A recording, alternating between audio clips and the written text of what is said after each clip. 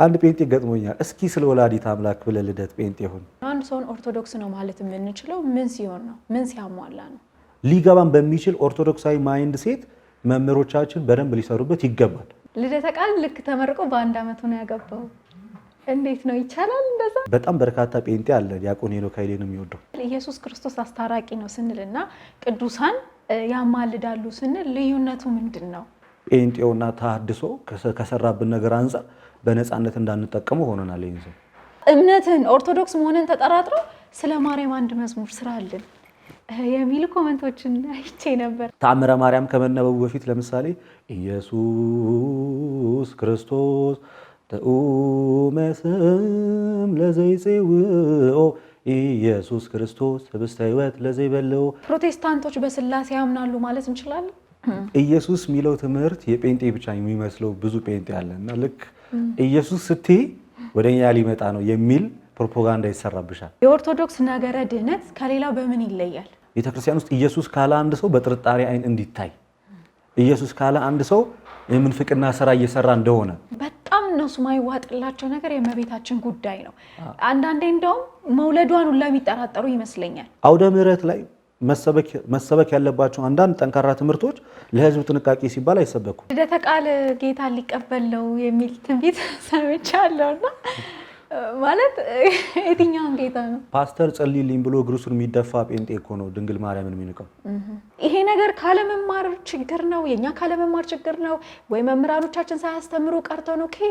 የትኛው ጋር ነው ድክመቱ ያለው? ዓለም ሁሉ በወደቀ ሰዓት ላይ እግዚአብሔር ዓለምን ለማዳን ምክንያት ድህን ያደረገው የድንግል ማርያምን ስጋ ነው። ኢየሱስ የሚለው ቃል በኦርቶዶክሳውያን ዘንድ ራሱ ኢየሱስ ስትል እንደ ጴንጤዎች እንደ የሚባል ኮንሰፕት አለ። ቤተክርስቲያን እያንዳንዱ አገልግሎቷ የነገረ ድህነትን ትምህርት የሚያስጠብቅ ነው እንጂ የሚሸረሽር ከሆነ በነገረ ድህነት ትምህርት ተመዝኖ ሁሉም ወደ ውጭ ይወጣል። አንዳንዴ በህዝቡም አንፈርም ውስጥ ያሉት እንኳን አንዳንድ አሉ አምነው ያልተቀበሉት። መሰረታዊ ትምህርት ላይ ልዩነት አላቸው። አንድ የምታደርጋቸው በዚህ ኦርቶዶክስ ነው። በዚህን ያህል ልክ ኦርቶዶክስ ቤተክርስቲያን ኢየሱስን አታውቅም ብሎ ወይ ኢየሱስ የሚለውን ቃል ስለጠራ ብቻ ጴንጤ የምትባልበት ጊዜ ላይ ነው ያለ ነው። ክርስቶስ የትም ቦታ ላይ በአማላጅነቱ አድኗል አልተባለም። በአስታራቂነቱ ግን ብዙ ቦታ ተብሏል። በኦርቶዶክስ ቤት ውስጥ ለመዳን ምን ያስፈልጋል? ውዳሴ ማርያም ስለምደግም ነው ኢየሱስን በጣም ወደው።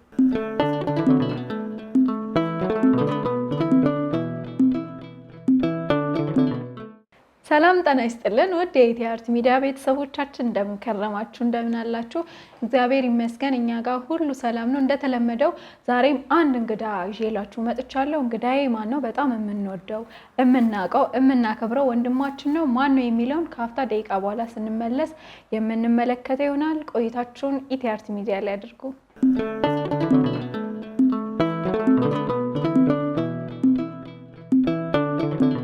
ተመልሰናል ተመልካቾቻችን። እንግዲህ ዛሬ በጣም ቁም ነገር የምናፈራበት ትልቅ ትምህርት የምንወስድበት ቆይታ ነው የሚሆነው ማለት ነው። እስከ ፕሮግራማችን ፍጻሜ ድረስ አብራችሁን ቆዩ።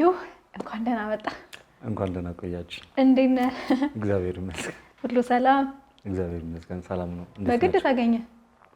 ያው እንግዲህ አትገኙ ነበር ግን አሁን በግድ ተገኘ። በጣም ያስፈራልና እንደዚህ አይነት ቦታ ላይ ያለ እኔ ቦታዬ ነው ብዬ ስለማላምን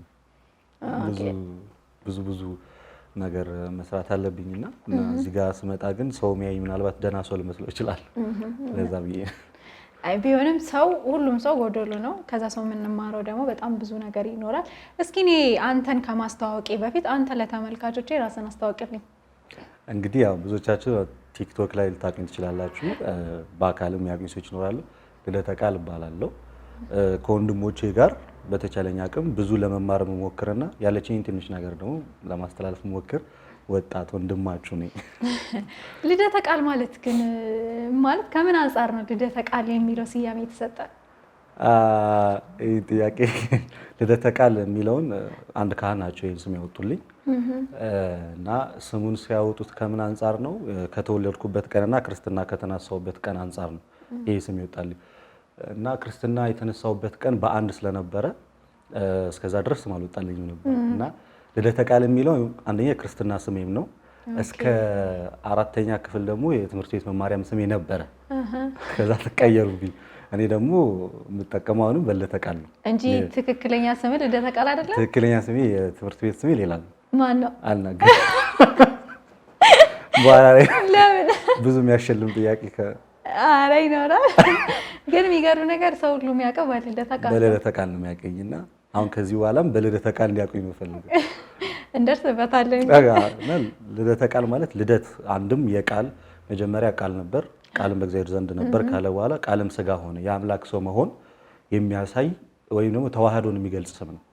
አንድም ደግሞ ግንቦት አንድ የእመቤታችን ልደቷ ሁለቱን የያዘን የእናትና የልጅን ስም የያዘ ስም ነው ያገኘሁትና በጣም ነው የምወደው ስም። በጣም ሚስጥር ያለው ስም ነው። አዎ በተለይ ከጌታ ሰው መሆን ጋር ከአምላክ ሰው መሆን ጋር የቃል ልደት የአምላክ ሰው መሆን ስጋ ለበሰ ሰው ሆነ የያዘ ነው። ልደተ ቃል አስተዳደጉ እንዴት ነበር? የት ነው ያደገው? የሰንበት ትምህርት ቤቱ ህይወቱ ምን ይመስላል? አሁንስ ምን ላይ ነው ያለው? እናቴ በልጅነት አስቸጋሪ ልጅ ነበር ትለኝ ነበር። እውነት ነው። አይ ሲያድግ እንደዚህ አይነት ልጆች ይለወጣሉ ይባላል። ተወልጄ ያደግኩት ባሌ ነው። ትንሽ የካምፕ ውስጥ ነው ተወልጄ ያደግኩት። በሚገርም ሁኔታ እናቴ ጎበዝ የሰንበት ትምህርት ቤት አገልጋይ ነበረች። ከዛ እኔንም እዛ አስገባችኝ። ቤተክርስቲያናችን 3 ኪሎ ሜትር ይርቅ ነበርና እዛ ድረስ እየወሰደች ያ እና ሰንበት ትምህርት ቤት እማር ነበር። ግን ሰንበት ትምህርት ቤት ስማር አስቸግር ነበር፣ ግን ትምህርት ይገባኝ ነበር። ይቅርታ። ለምንድን ነው የምታስቸግረው? ለምን አላውቅም፣ ብቻ ይሆናል አይደል? እዛ ያለው ከበሮ ለመምታት መቸኮሉ፣ ለመዘመር መቸኮሉ ነው በቃ እንትን ስልባቸው ይመስለኛል። ግን ከልቤ ነበር ምከታት። በሰንበት ትምህርት ቤት ያደግኩት የዲቁና ትምህርት ተምሬ ነበረ እስከሆነ ድረስ። ከዛ መርጌታችን ሌላ ቦታ ሄዱ። ከፍ እያልኩኝ ስመጣ ትምህርት ቤት ስቀይር ትንሽ ከቤተክርስቲያን ከሰንበት ትምህርት ቤት የመራቅ ህይወት መጣ። እዛ እያለ ግን ተመልሼ መጣሁ። ግን ቤተክርስቲያን ውስጥ ነው ያደግኩት ከልጅነት ጀምሮ። አሁን አዲስ አበባ ከተማ ውስጥ ነው የምትኖረው? አሁን አዲስ አበባ ከተማ ውስጥ ነው። ምንድን ነው የምትሰራው አሁን? በምን አይነት ስራ ላይ ነው የተሰማራው? መንፈሳዊ ነገሩንስ እንዴት ነው እያስኬድክ ያለው? ኦኬ ተሰማርቼ ያለሁት የሎጂስቲክስ ስራ በኢትዮጵያ አየር መንገድ በኩል የሚገቡ የኢምፖርት ኤክስፖርት እቃዎች ላይ በዛ ነው። ሎጂስቲክስ ኤንድ ሰፕላይ ቼን ማኔጅመንት ይባል ኮርስ ነው የተመረኩት እና በሱ ነው የምሰራው። ያው ፉል ሃወር ነው ስራው። ግን በተቻለ ቲክቶክ እንደዚህ አይነት ስራዎች ላይ ጭራሽ ራሴን አልጠበቅኩትም። መዝሙር ወዳለው መዝሙር ለመዘመር በሚል የመጣሁትና ግን ሳላስበው ነገሮች ገፋፉኝና ሞር በቃ እዚህ ትምህርቱ ላይ ተከታታይ ትምህርት መስጠቱ ላይ መማሩ ላይ ከዛ አልፎ ተርፎ ደግሞ ከሌላ ቤተ እምነት የሚመጣውን ጫና ከሌሎች ወንድሞች ጋር አንድ ላይ መሆን። ወቅታዊ ጉዳይ ላይ ያልሽው እንግዲህ ያው ማንም አያውቅም ነበር ኦሮምኛ እንደምናገር። እኔ ተወልጄ ያደግኩትም ባሌ ነው። ግን ያው ብዙም አካባቢ ላይ ተናጋሪ ስለሌለ ቋንቋ ደግሞ ያድጋልም ይቀንሳል። ስለዚህ ብዙም ተናጋሪ ስላልነበረ እንዳይጠፋብኝ እጠነቀቃለሁ፣ ብዙ ሞክራለሁ። ግን ያን ያህል ፐርፌክት አይደለሁም። አሁንም ቤተክርስቲያን እዛ ችግሩ ስትሆን ምናልባት ማድረግ የምችለው ነገር አንዱ እሱ ከሆነ ለምን አላደርግም? ሰዎች ጋር መድረስ የምችል ከሆነ ተከታይ ካለኝ የሚሰማ ከሆነ ለምን አላደርግም? ቤተክርስቲያን እኔ በምፈልገው ሰዓት ሁሌ እንዳለች ሁሉ ለኔ እሷን በምትፈልገኝ ሰዓት ከጎኗ ብሆን በሚል ነበር ያን ነገር ሳደርግ የነበረው እና ሰዎችንም አንደርስታንድ አድርገውኝ በሰዓቱም ጥሩ ለውጦችም ተመልክቻለሁ። ሶሻል ሚዲያን እንግዲህ በጣም ለጥሩ ነገር ከተጠቀምነው እናለማበታለንም እናጠፋለንም። በሶሻል ሚዲያ ነው ሁሉም ነገር እየተደረገ ያለው። አሁን ቴክኖሎጂው እሱን ስለሆነ ወደ ጥያቄ ከመግባቴ በፊት እንደ መንደርደሪያ ኦርቶዶክስ አንድ ሰው ኦርቶዶክሳዊ ወጣት ነው። ስፔሻሊ አሁን ወጣት ላይ ነው የምንሰራውና አንተም ያው ቲክቶክ ላይ ያለ ወጣት ነው። በሶሻል ሚዲያ በጣም ፍጹም ፈጣሪ ነህ። አንድ ሰው ኦርቶዶክስ ነው እንደው አንድ ሰው ኦርቶዶክስ ነው ሲባል ምን ሲሆን ነው? ክር ስላረገ ነው ወይስ ነጠላ ለብሶ ስለሄደ ነው? አንድ ሰውን ኦርቶዶክስ ነው ማለት የምንችለው ምን ሲሆን ነው? ምን ሲያሟላ ነው? በጣም ትክክለኛ ጥያቄ ነው። እንግዲህ ከራሴም ከሁላችንም ማድረግ ካለብን ነገር አንድ ሰው ኦርቶዶክስ ነው ሲባል ኦርቶዶክሳዊ ህይወት አለው ወይ? ኦርቶዶክሳዊ ህይወት የኔ የተወሰኑ ሰዎች ህይወት አይደለም። ከጥንት ጀምሮ የነበረ አባቶቻችን ሐዋርያት ሲኖሩት የነበረ ኦርቶዶክስ ማለት ቀጥተኛ ማለት ቀጥተኛ እውነተኛ ህይወት ያለው ሰው። በጣም የሚገርመው የኛ ቤተክርስቲያን ቴዎሎጂዋ ሚስቲካል ወይ ሚስጥራዊ ህብረት ከእግዚአብሔር ጋር ነው። ያ ሚስጥራዊ ህብረት ቅድስና ህይወት ይጠይቃል፣ ፍርሃት እግዚአብሔርን ይጠይቃል፣ ፈጽሞ ትሁት መሆንን ይፈልጋል እና ሁልጊዜ ደግሞ ለእግዚአብሔር በእግዚአብሔር ቤት መገኘትን ይጠይቃል። እዚህ አንድ ሰው ኦርቶዶክስ ነው ሲባል አንደኛ ክርስቶሳዊ ነው፣ ሁለተኛ በቅዱሳን ህብረት ውስጥ ያለ ነው፣ በቅድስና ህይወት እያደገ ያለ ነው ወይ? ቤተክርስቲያኑን የሚያውቃት እሷም የምታውቀው ክርስቶስ የሚሸት እውነተኛ የቅዱሳን ፍቅር ህብረት ያለው ነው ወይ? አንገት ላይ ክር ማሰር እኮ ብዙ ሰው ያስራል እንደ ፋሽን ሆኗል። ግን የሚለየው በሱ አይደለም። በዋነኝነት የሰው ልጅ መሰረታዊ የሆነ የቤተክርስቲያኑን ትምህርት ያውቀዋል ወይ? የሚሄድበትን የሚኖርበትን የሚመላለስበትን ትምህርቱን ማንነቱን ህይወቱን ያውቀዋል ወይ? ያ ነው። ምክንያቱም ጌታችን ኢየሱስ ክርስቶስ ሐዋርያትን ወደ ዓለም ሲልካቸው በአንድ አይደለም የላካቸው፣ አስተምሮ አንጾ እውነተኛ አድርጎ አጠንክሮ ሌሎችንም በዛ መልክ እንዲይዙለት ነው የላካቸው። ስለዚህ እኛ የሐዋርያት ልጆች ነን የምንል ከሆነ ክርስቶስ ሐዋርያትን የሰራበትን መንገድ እኛም ላይ ያ ስራ ሊታይ ይገባል። እዚያም ሰው ኦርቶዶክሳዊ ወጣት ነው ሲባል ለሚጠየቀው ጥያቄ መልስ መስጠት የሚችል ፍጹም ትህትና ያለው ቅድስናን ህይወት የሚናፍቅ ዘወትር በአውደ ምሕረቱ በቤተ ክርስቲያኑ እግዚአብሔርን ለማገልገል ዝግጁ የሆነ ስብዕና ያለው ሰው ኦርቶዶክሳዊ ማንነት። ይሄን ስለ እኔ እንደዛ እያልኩ አይደል፣ እኔም መሆን አለብኝ እያልኩኝ። አንድ ሰው ኦርቶዶክሳዊ ለመባል እነዚህን መስፈርቶች ግዴታ ማሟላት አለበት፣ ሁላችንም ማለት ነው። ያስፈልጋል። አሁን ቲክቶክ ላይ ብዙም ጊዜ ከፕሮቴስታንት ወንድም እህቶቻችን ጋር ስትከራከርም ስትወያዩም አያለሁኝ እና በብዛት ነገረ ድህነት ላይ ነው አንተ የምትናገረውም የምታስተምረውም እና የኦርቶዶክስ ነገረ ድህነት ከሌላው በምን ይለያል? ትክክለኛ ጥያቄ። በጣም በሚያስገርም ሁኔታ ከየትኛውም ቤተ እምነት የምንለየው በነገረ ድህነት አስተምራችን ነው። በዋነኝነት ትልቁ ልዩነታችን ነገረ ድህነት። ለምሳሌ ጴንጤ በስላሴ ያምናለው ሊል ይችላል፣ እኛ ምን እንላለን? ከዛ ልንመሳሰል እንችላለን አሰም ፖይንት፣ ግን በዋነኝነት ነገረ ድህነት ነው የሚለየን። እኛ ነገረ ድህነትን የምናስተምርበትና የዳንበት መንገድ ከሌላው ይለያል። ኦርቶዶክሳዊ የነገረ ድህነት ትምህርት የሚጀምረው ጌታችን ኢየሱስ ክርስቶስ ከብስራቱ ከጽንሰቱ ውልደቱ በህይወት መኖሩ ከዛም ደግሞ አልፎ ተርፎ ጥምቀቱ የሱ የራሱ ህይወቱ ሞቱ የመስቀሉ ትንሳኤው እርገቱ ዳግም ምጽአቱ እኚህን ሁሉ በእኛ ህይወት ውስጥ የሚኖሩ የክርስቶስ ነገረ ድህነት ትምህርቶች ናቸው። ስለዚህ እኛ ኦርቶዶክሳዊ ነገረ ድህነት ማለት በመዳን የሚጀመር በድህነት ጉዞ ምን ሄደውና ተስፋ የምናደርገው ነው። ፕሮቴስታንቱ ዓለም ግን ድኛለው ሲል ባመነ ቅስፈት ሂድና መዳኑን ያረጋግጣል። እዛችሁ ጋር በእነሱ እይታ ነው። ይህ መጽሐፍ ቅዱስ ትምህርት አይደል። በቃ አመንኩኝ ዳንኩኝ፣ ከዚህ በኋላ ምንም ሌላ የሚያስፈልግ ነገር የለም፣ ከምስጢራት መካፈል አያስፈልግም፣ ወደ ክርስቶስ ህብረት ለመጨመር ጥምቀትም የጌታ እራትም ወይም ቅዱስ ቁርባን አያስፈልግም ብሎ ያምናሉ። እኛ ግን እውነተኛ የነገረ ድህነት ትምህርት ስለሆነ የምንቀበለው በጸጋው ድነናል ብለን እናምናለን። የጸጋው ድህነት ኢየሱስ ክርስቶስ ዓለምን ያዳነበት የእኛ ስራ ያልተጨመረበት። ለምሳሌ አሁን ሳሪ አንቺ ለመጠመቅ ቤተሰቦች የከፈሉት የሰራችሁት የጾማችሁት ጾም አለ፣ ግን በጸጋው የቤተክርስቲያን ሆነሻል። አሁን ላይ ግንስ በቤተክርስቲያን ውስጥ ስታድጊ ትጾሚያለሽ፣ ትጸልያለሽ። ይሄ በጸጋው ከዳንሽ በኋላ ድህነትሽን ትፈጽሚያለሽ። ድህነት ዕለት ተዕለት ከእግዚአብሔር ጋር አብሮ የሚሰራ ስራ ነው። በኋላ ላይ ደግሞ የክርስቶስን ዳግም መምጣት ስንጠብቅ በመልካም ስራ ነው። ስለዚህ ይሄ ኦርቶዶክሳዊ የድህነት መንገድ ነው። ይሄ ሌላ ቦታ የለም። ቅዱስ ቁርባንን እንቀበላለን አማናዊ ነው ብለን እኛ ለመዳን፣ እነሱ ግን ምሳሌ ነው የሚያደርገው። እኛ ጥምቀትን እንቀበላለን ለምን? ለምሳሌ ሳይሆን ከክርስቶስ ጋር የምርም አካል ለመሆንና ዳግም ለመወለድ። እዚህ ኦርቶዶክሳዊ ድህነት ይሄን ነው። በነገራችን ላይ ቤተክርስቲያን እያንዳንዱ አገልግሎቷ የነገረ ድህነትን ትምህርት የሚያስጠብቅ ነው እንጂ የሚሸረሽር ከሆነ በነገረ ድህነት ትምህርት ተመዝኖ ሁሉም ወደ ውጭ ይወጣል። ምክንያቱም ቅዳሴው ለነገረ ድህነት ነው። ለምን? ህይወት የሆነውን የክርስቶስን ስጋና ደም ለመስጠት። ማህሌቱ የሰው ልጆች ክርስቶስን መስለው መላእክትን መስለው እንዲኖሩ ነው፣ ህይወት ነው። ሰዓታቱ ሁሉም አገልግሎት ቅድስት ቤተክርስቲያን ልጆቿን ሰማያዊ ህይወትን በምድር እንዲመለከቱ የምታደርግበት ነው። ያ የሰው ልጅ መዳን መንገድ ነው። እንደው ልደት ብዙ ጊዜ ከፕሮቴስታንቶች ጋር የምታደርጋቸውን ውይይቶች ያለውና ፕሮቴስታንቶች በስላሴ ያምናሉ ማለት እንችላለን? እነሱ እናምናለን ይላሉ። ግን ፕሮቴስታንቱ ጋር ምን መሰለሽ ሳሪ፣ ወጥነት የለም። ሁሉም ኢንዲቪጁዋሊዝም ወይም ደግሞ በየግለሰብ እንደያረዳድ ነው። እንደኛ ማይንድ ሴት ያለው አማኝ ሊኖር ይችላል። በእነሱ ውስጥ አንድ መጠቅለል አንችልም። ትክክለኛ ኦርቶዶክሳዊ የሆነ የስላሴ አስተምሮ ያላቸው ግለሰቦች አሉ። አብዛኛው ግን የተዛባ ነው። ለምሳሌ እኛ የእግዚአብሔር አንድነትና ሶስትነትን ስንመለከት በተለይ በኩነት የምንለው ወይም የመሆን የስላሴ ሶስትነት ትምህርት ላይ አብ ልብ ነው፣ ወልድ ቃል ነው፣ መንፈስ ቅዱስ እስትንፋስ ነው ስንል ያ ለእነሱ ግልጽ አይደለም፣ ግራ ነው የሚገባ፣ አያውቁትም። ግን የስላሴ አማኝ ናቸው። ሌላኛው መንፈስ ቅዱስ ከአባት ብቻ ወይም ከአብ ብቻ ይሰርጻል ብለን እናምናለን። በጸሎት ሃይማኖትም እንዳለ እነሱ ከወልድም እንዲሁም ከአብም ይሰርጻል ይላሉ። ይሄ ካቶሊክ ትምህርት ነው። በዚህ አንድ ልንሆን አንችልም። ስለዚህ ክሊር የሆነ የስላሴ አስተምሮ በእነሱ ዘንድ የለም። ብቻ በስላሴ እናምናለን ይሉሻል እንጂ ዲቴል ብትጠይቂያቸው አብራርቶ የሚነግርሽ ጥቂት ሰው ነው። በዛ ላይ ድብልቅልቅ ይወጣም። ይሄ ነው የምትዩም ነገር አይደለም። እኛ ለምሳሌ ክርስቶስ ሁለት ልደት አለው እንላለን። ቀዳማዊ ልደቱ ያለ እናት ከአባት ከአብ ነው። ያ ቀዳማዊ ልደቱ ለነሱ ግራ ይገባቸዋል። አልተወለደም፣ ልጅ ነው ግን አልተወለደም። በጣም ፋላሲ ነው ይሄ። እኛ ተወልዷል፣ ግን በመወለዱ ከአባቱ ወደኋላ አልዘገየም። መቀዳደም በሌለው መወለድ ወልድ ከአባቱ ጋር አለ ብለን እናምናለን። ይህን ለመቀበል ይከብዳቸዋል ብዙዎቹ።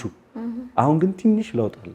ስለዚህ በስላሴ ትምህርት እናምናለን ይላሉ፣ ግን አንድ ማንሆንባቸው በርካታ ነገሮችን ተመልክተናል ሰሞኑን ባደረግነው ውይይት ከነሱ ጋር። በነገራችን ይህን ስትል ምን ትዝ አለኝ አያለሁኝ የእነሱንም እንትና እርስ በራሳቸው ራሱ አይስማሙም፣ የተለያየ ነው። አንዱ ግሩፕ በስላሴ ያምናል፣ አንዱ ግሩፕ በስላሴ አያምንም። እና እነሱ ራሱ አልተግባቡም። መጀመሪያ ትምህርታቸው አንድ አይነት አይመስለኝም። ልዩነት እነሱ ጋር ምንም ችግር የለውም። ልዩነታችን ኩራታችን ብለው መኖር ይችላሉ። በጣም በሚያስገርመው ፕሮቴስታንት ደስ ከሚለው ባህሪያቸው መሰረታዊ ትምህርት ላይ ልዩነት አላቸው። አንድ የምታደርጋቸው በዚህ ኦርቶዶክስ ናት እሷን ለመቃወም እንጂ እርስ በርሳቸው መሰረታዊ ለምሳሌ አሁን እኛ መለኮት ይወላለዳል ብለን አናምንም። መለኮት አንድ ነው፣ አይከፈልም፣ አይለወጥም። ሶስቱን አንድ አድርጎ ሚይዝ እሱ ነው። እነሱ ይወላለዳል ብለው ያምናሉ። መለኮት ይወላለዳል ካልን 3 አማልክት 9 አማልክት እናደርጋቸዋለን። አሁን ኢየሱስ ቃል አካላዊ ቃል መለኮቱ ተወልዷል የምንል ከሆነ ከአብ የተለየ ሌላ ማንነት እንሰጠውና 2 አምላክ መንፈስ ቅዱስ መለኮቱ ተወልዷል ካልን 3 ይሆናል። 3 ሲባዛ 3 9 ስላሴ እናደርጋለን። እነሱ እንደዚህ ያምናሉ ሳያውቁት። ይሄ አሁን ጥርት ያላለ ትምህርት ነው። ይሄንን ግማሹ ያምናል፣ ግማሹ አያምንም። እዛው ሁለቱ ቁጭ ብለው ላይቭ 6 የምታያቸው ሰዎች አንዱ እንደ ኦርቶዶክስ ያምናል፣ አንዱ እንደ ሌላ የስላሴ አስተምሮ ያምናል፣ አንዱ ደግሞ ግራም ተጋብቷል። እንዴት ደግሞ 3 ይሆናሉ ምናምን እያለ ስለዚህ አስቸጋሪ ናቸው። መሰረታዊ ትምህርት ስለሌላቸው ይመስለኛል እንደዚህ ግራ የሚጋቡት። አሁን ኦርቶዶክስ ቤተክርስቲያን ውስጥ ከስር መሰረቷ ሚስጥራችን በጣም ብዙ ነው። ቤተክርስቲያን ውስጥ ያሉት ሚስጥራት በጣም ብዙ ናቸውና ከስር መሰረት ነው የምታስተምረው። እነሱ ጋር ግን ያ ነገር አለም ብዬ ስለማላምን እንዳልከው ነው ኦርቶዶክስ ላይ ብቻ ለመበርታት አንድ የሚሆኑበት አጋጣሚ ነው ያለው የሚመስለኝ። በተለይ በድህነት ትምህርታቸው ላይ እንዳጠቃላይ አሁን ላይ በግምት ወደ 49000 ዲኖሚኔሽን አላቸው ተብሎ ይታመናል በመከፋፈል ደረጃ። ይሄንን የኛ አማኝ ያቆም አንድ ነው ይመስል ጴንጤ አንድ ጴንጤኮስቴ አንድ ራሱን የቻለ ነው። ሉትራን ፕሮቴስታንት የሚባል አለ፣ ካልቪኒስት የሚባል አለ፣ ፕሬስባይቴሪያን የሚባል አለ። ብዙ ናቸው። ለምሳሌ ጴንጤኮስቴ የሚባለው ክፍልና ካልቪኒስት ፕሮቴስታንት ወይም ሪፎርመር ቴዎሎጂያን የሚባሉት እርስ በርሳቸው አንዱ አንዱን የአጋንንት እምነት ብሎ ነው የሚናገረው። ለምሳሌ ጴንጤኮስታሊዝም ይሄው ልሳን የሚባለው ምላስን ከምላስ እያጋጩ የሚወጣን ድምጽ የመንፈስ ቅዱስ መገለጥ ነው ይላሉ። ሪፎርመር ቴዎሎጂያን ወይም ካልቪኒስት እንላቸው ደግሞ ይሄ የአጋንንት ነው። እርስ በርሳቸው ግን ሁለቱም ላይቭ ገብተው ኦርቶዶክስ ጣዖት ነው የምታመልከው ይላል። አንዱ ለአንዱ እኮ የአጋንንት ትምህርት ነው ያዘው። አንደኛው ሰው የሚድነው ተመርጦ ነው በቅድመ ውሳኔ እንጂ አምኖ አይደለም። እግዚአብሔር የሚሞቱትንም የሚድኑትንም ቀድሞ ወስኗል ብሎ ያምናል። በአንዱ ትምህርት እኮ አንዱ አልዳነም። ኦርቶዶክስ ጋር ይመጣና ኦርቶዶክስ ጨለማ ናት ያ አያሳፍርም? በጣም ለነሱ የመስማማቱን አንድነት ይስጣቸው። በግልጽ ነው የሚናገሩት። ደግሞ ልዩነታችንን እኮ ወደ ጎና አድርገን እኮ ነው አንድ በሚያደርገን ኦርቶዶክስ ምን መጣው። አንድ የምታደርጋቸው ኦርቶዶክስ ናት። ለምን? እሷን ለመውቀስ እንጂ ፕሮቴስታንቲዝም ኢንዲቪጁዋሊዝም ነው። የየግል እምነት እንደየ አረዳድ የምታምነው እምነት ነው እንጂ ወጥ የሆነ ዶግማ ወጥ የሆነ ስርዓት ስር መሰረት ያለው ከሐዋርያት ጀምሮ የመጣ ሐዋርያዊ እምነትም ሐዋርያዊ ቅብብሎሽም የሌለው ስለዚህ ይሄ ከጌታ ስለ አይደለም ኢንጀነራል ከክርስቶስ አይደለም። ለነዚህ ሰዎች እኛ እንደውም የምር ወንጌል ልንሰብክ ይገባል። እንደው እዚህ ጋር አያይዤ ለማንሳት ያህል ኢየሱስ ክርስቶስ አስታራቂ ነው ስንልና ቅዱሳን ያማልዳሉ ስንል ልዩነቱ ምንድን ነው? በጣም የብዙዎቹ ጥያቄ ነው። ስፔሻሊ ደግሞ ፕሮቴስታንት ውስጥ ያሉ ሰዎች ይሄን አገናኝተው ነው ከእናንተ ጋር በጣም የሚከራከሩት በቅዱሳን ላይ እና ለኛ እኛ ኢየሱስ አምላካችን ነው ለነሱ ደግሞ አይደለም። እና የሁለቱ ልዩነት እንዴት ነው? እኛ ጌታችን አምላካችን አስታራቂ ነው ስንልና ቅዱሳን አማላጅ ነው ስንል የሰማይና የምድር ያለ ርቀት አላቸው። ለምሳሌ ክርስቶስ በቤተክርስቲያናችን ብቸኛና የታመነ አስታራቂ ነው። ክርስቶስ አስታራቂ ነው ስንል አማላጅ ነው እያልነው አይደለም። ለምን እንደማንለው አስረዳሻለሁ። ቅዱሳን አማላጆች ናቸው ስንል እንደ ክርስቶስ አስታራቂ ናቸው ደግሞ እያልናቸው አይደለም። ለምሳሌ ሰው ከእግዚአብሔር ጋር የተጣላው ሰው ከእግዚአብሔር ጋር ሲጣላ ሰውን ከእግዚአብሔር ጋር ሊያስታርቅ አልቻለም። ሰውና እግዚአብሔርን ሊያስታርቅ የቻለው የእግዚአብሔር ልጅ ነው ለማስታረቅም። ምክንያቱም ኢሳይያስ በትንቢቱ እግዚአብሔር ወደ ምድር ተመለከተ፣ ወደ እርሱም የሚማልድ እንደሌለ አየ ካለ በኋላ የገዛ ክንዱ መድኃኒት ሆነችው ጽድቁን ማገዘው። ስለዚህ እግዚአብሔር ራሱን ያስታረቀው በልጁ በኢየሱስ ክርስቶስ በኩል ነው። ይሄ ምን ማለት ነው? ጌታችን ኢየሱስ ክርስቶስ ፍጹም ሰው ነው፣ ፍጹም አምላክ ነው። ከሰው ወገን የኛ ሰውነት አለው፣ ከአምላክ ወገን ፍጹም መለኮት ነው፣ ከአባቱ ጋር አንድ ነው። ስለዚህ መሀል ላይ ገብቶ የሰው ልጆችን ዕዳ መክፈል የሚችለው እሱ ነው። ቅዱሳን እንደ ክርስቶስ አስታራቂ ናቸው ማንላቸው እነሱ ከኛ ወገን ብቻ ናቸው። ሊለምኑ ይችላሉ እንጂ እንደ አምላክ ይቅር ማለት አይችሉም። ክርስቶስ ግንስ እንደ ሰውነቱ ስጋውን መስዋዕት አድርጎ ማቅረብ ይችላል። እንደ አምላክነቱ ያቀረበውን መስዋዕት ተቀብሎ ይቅርታ መስጠት ይችላል። ስለዚህ በሚገባ በሁለቱም ወገን የሁለቱም አይነት ማንነት ያለው ክርስቶስ ስለሆነ አስታራቂ ነው ስንል ክርስቶስ መካከለኛ ዕዳ መክፈል የሚችል እሱ ነው እያለን ማለት ቤዛ ነው። ነፍሱን መስጠት የሚችል እሱ ነው። የእሱ ደም ነው ሰዎችን ከእግዚአብሔር ጋር የሚያስታርቀው። ለዛም ነው ቅዱስ ጳውሎስ ብዙ ቦታ ላይ እሱ የአዲስ ኪዳን መካከለኛ ነው፣ አስታራቂ ነው። ክርስቶስ የትም ቦታ ላይ በአማላጅነቱ አድኗል አልተባለም። በአስታራቂነቱ ግን ብዙ ቦታ ተብሏል። ክርስቶስ አስታራቂ ነው ስንል ደሙን አፍሷል እያለን ነው። ለምሳሌ ቆላስይስ 1:20 ላይ በደሙ በኩል በሆነው በመስቀሉ ሰላም ሁሉን ለእግዚአብሔር እንዲያስታርቅ ፈቀደ ይላል። በሃይማኖታዊ ቅዱስ ቄርሎስ በምዕራፍ 76 ላይ የታወቀ የቤተክርስቲያናችን አምድ የሚባለው ቄርሎስ ምን ብሎ ነው የተናገረው? በረከቱ ይደርብንና ሰው የሆነው አለ በእግዚአብሔር ፊት ለአስታራቂነት ሊገለጥ ነው። በምኑ ነው ያስታረቀው ሲል በደሙ። ደሙን አፍሶ ያስታረቀን ቅዱሳን አለኛ በታሪክ ውስጥ የለም። ዛሬ በቤተክርስቲያን ውስጥ የሚፈሰው የማደም ነው የክርስቶስ። ስለዚህ ክርስቶስ አስታራቂ ነው ስንል መድኃኒት ነው፣ ቤዛ ነው፣ ምትክ ነው፣ ነፍሱን ስለሁሉ ሰጥቷል እያለን ቅዱሳን ጋር ስንመጣ ቅዱሳን ያማልዳሉ ስንል ምን እያለን ነው ማለት ነው? ጸሎት ያቀርባሉ ሶስተኛ ወገን ሆነው ወደ እግዚአብሔር። እኔ ያለው አንቺ ያለሽ በመካከላችን አንድ ጻድቅ ቢመጣ ስለኔና ስለ አንቺ ሶስተኛ ወገን ሆኖ ጸሎት ወደ ማን ነው የሚያቀርበው? ወደ እግዚአብሔር። ስለዚህ ያ ጸሎት ምላሽም የሚያገኘው በማን ፍቃድ ነው? በእግዚአብሔር ፍቃድ ነው። ስለዚህ ያ ጻድቅ ሶስተኛ ወገን ሆኖ ከኛ ወገን ብቻ ሆኖ ይጸልያል እንጂ በእግዚአብሔር በኩል ሆኖ ጸሎት ሰምቶ ይቅርታን አይሰጥም። ስለዚህ ምልጃ ማለት አንዱ ስለ አንዱ የሚደረግ ልመና ነው። ለምሳሌ ሐዋርያት ሥራ 7:57 ላይ እስጢፋኖስን ሲወግሩት የእግዚአብሔር ልጅ ኢየሱስ ክርስቶስ ቆሞ አየውና ምንድን ነው ያለው? በእነሱ ወገን ሆኖ የሚያደርጉትን ያቁምና ይቅር በላቸው። ኢየሱስ የሚያደርጉትን ያቁምና ይቅር በላቸው ብሎ በመስቀል ላይ ሲናገር ከአባቱ ጋር አለ። እስጢፋኖስ ያን ሲናገር በምድር ነው እንጂ እዛ ጋር ከአብ ጋር አልነበረም። ስለዚህ በአንድ ወገን ያለው የቅዱሳን ምልጃ ይባላል። የክርስቶስ ማስታረቅ ደግሞ በቤዛነት የሚደረግ እሱ ብቻ የሚሰራው ማንም የማይሰራው ሰውም ስለሌለ ነው አምላክ ሰው እንዲሆን እግዚአብሔር የፈቀደው። እዛ ቅዱሳን ሶስተኛ ወገን ሆነው ነው። እንደዚህ ስንል ግን የቅዱሳን ምልጃ ቤተክርስቲያናችን የታመነም መጽሐፍ ቅዱሳዊም ነው።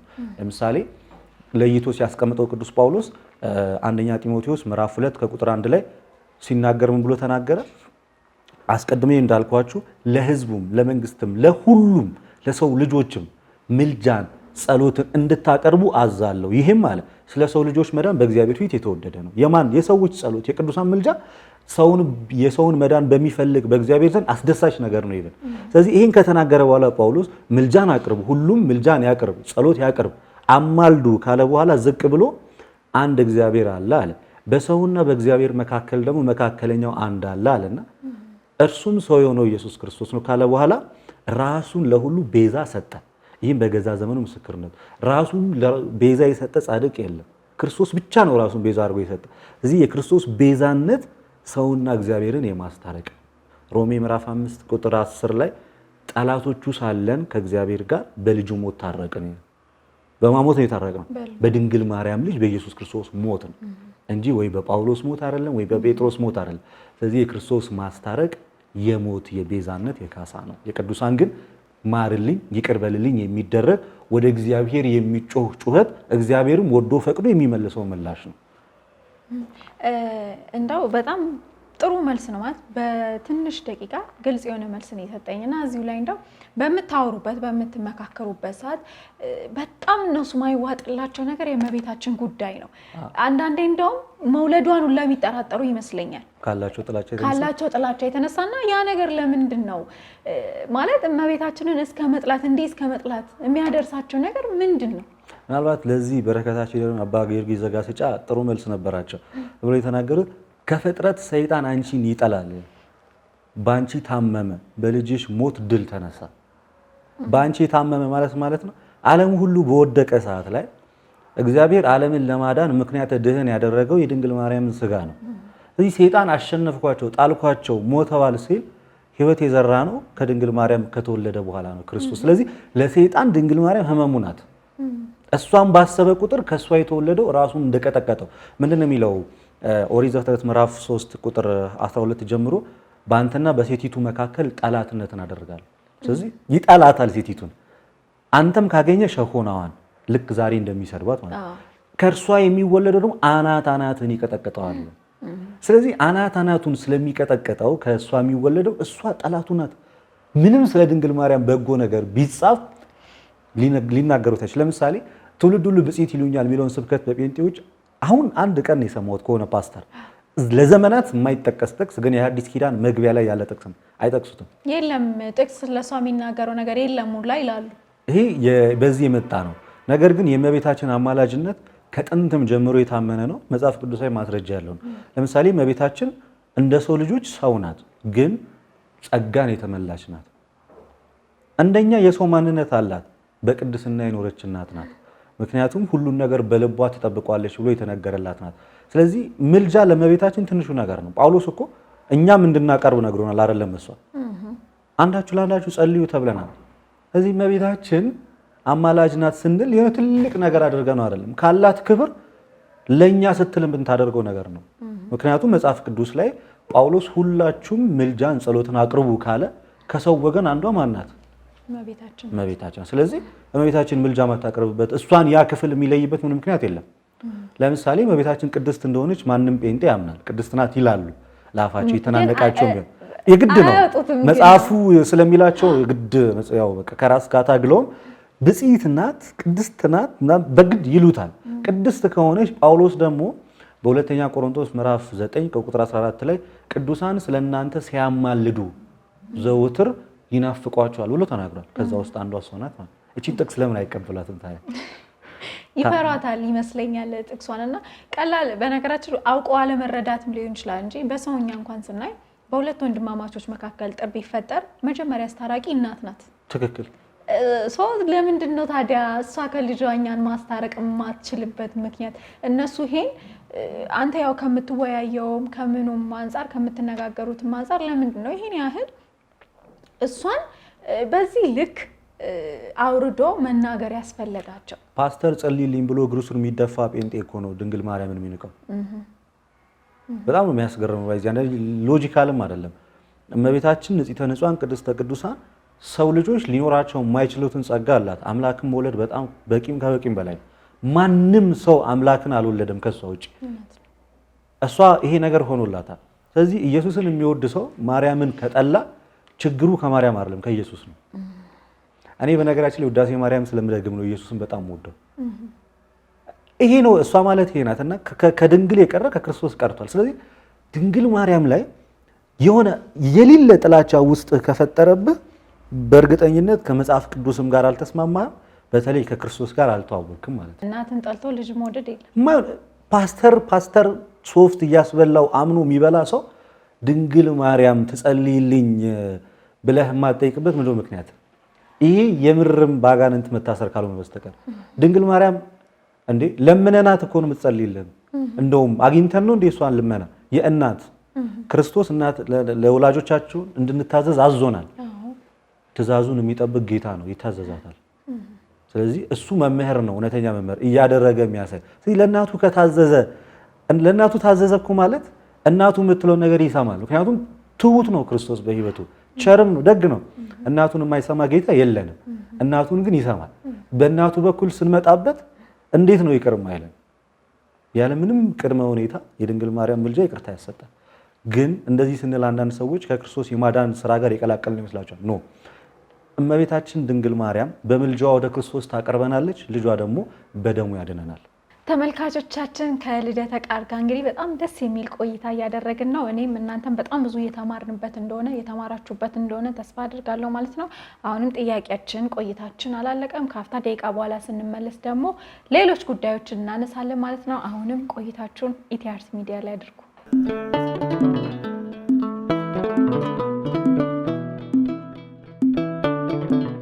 ተመልሰናል ተመልካቾቻችን። ልደተ ቃል ጌታ ሊቀበል ነው የሚል ትንቢት ሰምቻለሁና ማለት የትኛውን ጌታ ነው? ትመጣለህ ወደኛ። ለዛውም በጣም ቫይራል የሆነ ቪዲዮ ነበር። ጌታ ሊቀበል ነው ትመጣለህ እየተባለ ነው። ወዴት ነው የምትሄደው? እሱን በጣም ለእኔም ግልጽ ያለ ነገር ነውና በጣም በሚገርም ሁኔታ ምን አይነት ችግር አለ መሰለህ። አንድ ሰው እንግዲህ ቤተክርስቲያን የምታስተምረው ትምህርት ነው፣ የክርስቶስ ትምህርት የቤተክርስቲያን ትምህርት ነውና ኢየሱስ የሚለው ትምህርት የጴንጤ ብቻ የሚመስለው ብዙ ጴንጤ አለና ልክ ኢየሱስ ስትይ ወደኛ ሊመጣ ነው የሚል ፕሮፓጋንዳ ይሰራብሻል። በቃ ይሄ ልጅ ወደኛ ሊመጣ ነው። ከዛ ያ ነገር ኦርቶዶክሳውያን ላይም ጫና ይፈጥርና ይረብሻቸዋል። እኔ ግን የሆነ አንድ ፓስተር አንድ ነብይ ነኝ ባይ ነው ተነስቶ ነው ትንቢት የተናገረብኝ። እኔ ታይቶኛል ወንድሜ ልደተ ቃል ትመጣለህ ማለት ነው ምናምን። ከዛ በቃ ይሄ ትንቢት ይፈጸማል ብሎ ትንቢት ነው የተናገረው። የሚገርም ኢየሱስ መናገር አለም አሜን የሚለው ህዝብ በሱ በኩል አብኩስ ድንገት ተነስቶ የተናገረው ነገር ነው። አንድ እሱ ብቻ አይደለም ከገጠመኝ ነገር ሰሞኑን በጣም በዝቶብኛል። ቅዱስ ዑራኤል ቤተክርስቲያን ያለፈው ሳምንት እሑድ አስቀድሼ ስወጣ ታክሲ ውስጥ አንድ ፓስተር አገኘ። በኋላ ነው ፓስተር መሆኑን ያወቅሁት። ተጠጋልኝ ቁጭ አለ። ዛሬ ምንድነው እዚህ ያለው በዓል አለ። ለክርስቲያኖች እኮ ሰንበት ሁሌም በዓላቸው ነው። ጌታ ሞቶ የተነሳበት ቀን ትንሣኤያችን ናትና ለዛ ነው የበዛንብህ አለና ክርስቶስ ለአንተ ማን ነው አለኝ። ክርስቶስ ማለት ይሄው የእግዚአብሔር ልጅ ዓለሙን ከራሱ ጋር ያዳነ ያስታረቀ እውነተኛ የፀሐይ ጽድቅ በቅዱሳን ላይ አድሮ የሚያበራ የድነታችን ዋና መሰረት አዳኛችን አምላካችን ነው ክርስቶስ ስለ ኦርቶዶክስ ነኝ አለኝ። ባይዘው ኦርቶዶክስ ቤተክርስቲያን ውስጥ የተማርኩትን ትምህርት ነው እንደዚህ ብሎ ይጠየቀኝ። ለምን እንደዚህ ጠየቀኝ ስለው ኢየሱስ አልክ እንደዚህ ስለ ክርስቶስ በዚህ ልክ እንዴት ተናገርከ? በነገራችን ላይ እንደውም አልተናገርኩም ባስተማሪች ልክ። ስለዚህ እንደዛ በጣም አስደነገጠኝ እንደዛ ሲለኝ። ምክንያቱም ኢየሱስ የሚል ስም የጠራ ኦርቶዶክስ ጴንጤ ነው በእነሱ። ቆየታለና እስኪ ድናሃል አለኝ። ይሄ ነው የነሱ ጥያቄ፣ መጀመሪያ ጥያቄ ባይዜ የድህነቱ መስዋዕት ከሚሰዋበት ቤተክርስቲያን የወጣሁት እንዴት እንደዚህ ጥያቄ ይጠይቀኛል? አዎ ድኛለሁ ስል ግን እንዳንተ አይደለም። ድኛለሁ ስል አምኜ ተጠምቄ ዳግም ተወልጃለሁ እያልኩ ነው። በክርስቶስ አካል ሆኛለሁ እያልኩ ነው።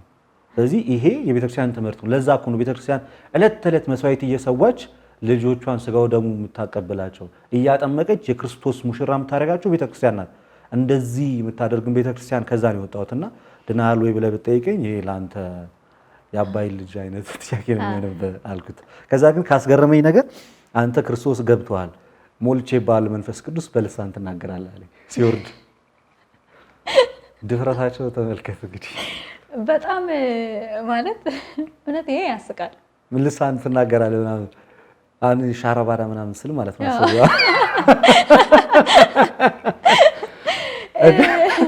እኔ ግን ልደት እዚህ ጋር ሁለት ጥያቄዎችን አንድ ላይ ላንሳል። አንደኛው በኦርቶዶክስ ቤተክርስቲያን ኢየሱስ እንዴት ይሰበካል? አንደኛው።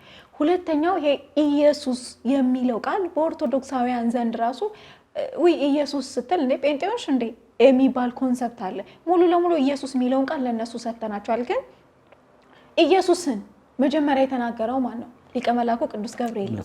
የሰማችሁ ማናት? እመቤታችን ናት። ሁለቱ ማን ናቸው? የኛ ናቸው። ሰው ለምንድን ነው ለነሱ የሰጠናቸው? ህዝበ ክርስቲያኑ ኦርቶዶክስ ውስጥ ለምንድን ነው በዚህ ልክ ደረጃ ኢየሱስ ሲባል የጴንጤ ብቻ የሚመስለው? ሁለቱን ጥያቄዎች አያይዘ መልስልኝ። እንግዲህ እውነት ነው። ኢየሱስ የሚለው ስም የቤተክርስቲያን የኃይል ምንጯ ነው። ኢየሱስ የሚለው ስም ለቤተክርስቲያን መሰረቷ ነው። ለቅዱሳን ኃይላቸው ነው፣ ብርሃናቸው ነው። ቅዱሳን ስሙን ይዘው ተጋድለውበታል። ቅዱሳን ስሙን ይዘው ራሳቸውን ለሞት አሳልፈው ሰጥተውበታል። እያንዳንዱ ነገራችን የተጋጠመው በዚህ ስም ነው። እኛም አንድ የሆን ነው።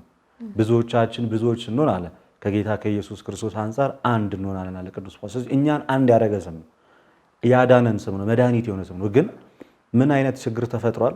ቤተክርስቲያን በዘመናት ብዙ ፈተና አለባት። ለምሳሌ ቅዱስ አትናቴዎስ በኒቄው ጉባኤ ላይ አርዮስን በሚወግ ሰዓት ላይ ኢየሱስ ካላዳነኝ ታዲያ እንዴት አምላክ ነው እላለሁ? ካዳነኝ ደግሞ ኢየሱስ መድኃኒቴ ነው አምላኬ ነው ብሎ በግልጽ መስክሯል። አትናቴዎስ በረከቱ ይደርብንና ኢየሱስ ብሎ ነው በቀጥታ የጠራው አትናቴዎስ። አሁን ይህ ትልቅ ቤተክርስቲያን አባት ነው። የእሱ ልጆች የሆኑ ሰዎች እንደ አትናቴዎስ ጠንካራ ካልሆንን ኢየሱስ የሚለውን ስም ለመጥራት እንፈራለን ማለት ነው። ስለዚህ አጥቂዎቻችን ሲገፉን አጥቂዎቻችንን ልንመልስበት የሚገባው በዚህ ስም ነው። ምን አይነት ስራ ተሰርቷል ግን በተሐድሶ እንቅስቃሴ ቤተክርስቲያን ውስጥ ኢየሱስ ካለ አንድ ሰው በጥርጣሬ አይን እንዲታይ፣ ኢየሱስ ካለ አንድ ሰው የምንፍቅና ስራ እየሰራ እንደሆነ እናም በአጋጣሚ በዚህ ስም የነገዱ ሰዎች ነበሩ ቤተክርስቲያናችን ውስጥ። ኢየሱስ በሚለው ስም ነግደው ሰውን ከቤተክርስቲያን ውሸተኛውን ኢየሱስ አስተዋውቀው ከቤተክርስቲያን ያወጧቸው ሰዎች ነበሩ። ያ ጫና ህዝቡ ላይ ተሰርቶበታል። ግን ቢሆንም በዚህ መንገድ አልነው ሰው አሁን መከላከል ያለብን ኢየሱስ ያለውን ሰው ሁሉ ጥርጣሬ ውስጥ እየከተትን ሳይሆን መከላከል ያለብን ኢየሱስ ስትል ምን እያልክ ነው? ስለየትኛው ኢየሱስ ነው የምታወራው ብሎ አንድ ሰው ቢጠይቀኝ እኔ ማወራው ቅድመ ዓለም ከአብ ከተወለደው ድህረ ዓለም ከድንግል ማርያም ተወልዶ መድኃኒት ስለሆነ ስለ ኢየሱስ ነው ብዬ ከተናገርኩኝ ይህ የቤተክርስቲያን ቋንቋ ነው። ኢየሱስ የሚለው ስም በራሱ ሙሉ ነው። እኛ ቤተክርስቲያናችን ግን ሙሉ የሆነውን ጌታ አራቃ ትጠራዋለች በግብሮቹ መድኃኒቴ፣ ጌታዬ፣ አምላኬ ብላ መጨረሻ ላይ ኢየሱስ የሚለው ጋር ትደርሳለች። ግን ተአምረ ማርያም ከመነበቡ በፊት ለምሳሌ ኢየሱስ ክርስቶስ ጥዑመ ስም ለዘይጼውኦ ኢየሱስ ክርስቶስ ህብስተ ሕይወት ለዘይበልዖ ኢየሱስ ክርስቶስ ጽዋ መድኃኒት ለዘይሰትዮ ኢየሱስ ክርስቶስ ሲጠሩት የሚጣፍጥ ስም፣ ሲጠጡት የሚያረካ መጠጥ፣ ሲበሉት የሚያጠግብ ነው። በቀጥታ ነው ቤተክርስቲያን ውስጥ ያለ ትምህርት ነው። ሰው ይህን ትምህርት ማወቅ አለበት።